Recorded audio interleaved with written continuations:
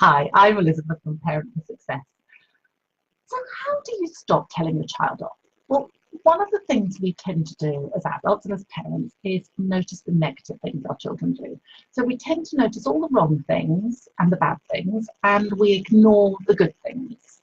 So for instance, if your child left their shoes in the hallway but had hung their coat up, what would you notice? Normally their shoes.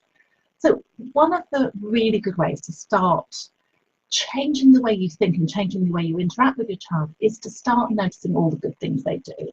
And it's quite useful to be quite specific.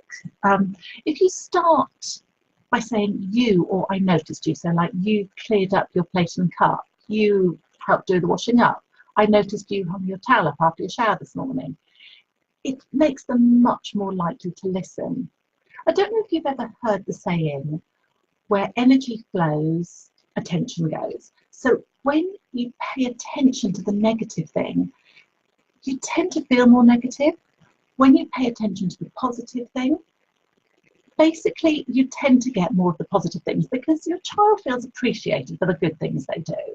If you imagine if you had a boss who always noticed the negative things you did and never noticed the positives, it would just be a miserable place to work. And it's like that at home sometimes. We just constantly are on our children all the time.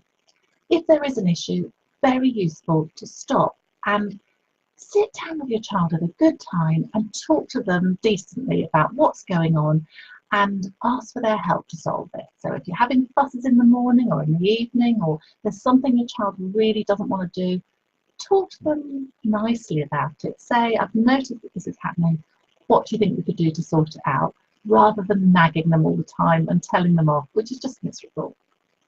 Thanks so much for listening and see you again soon. Bye bye.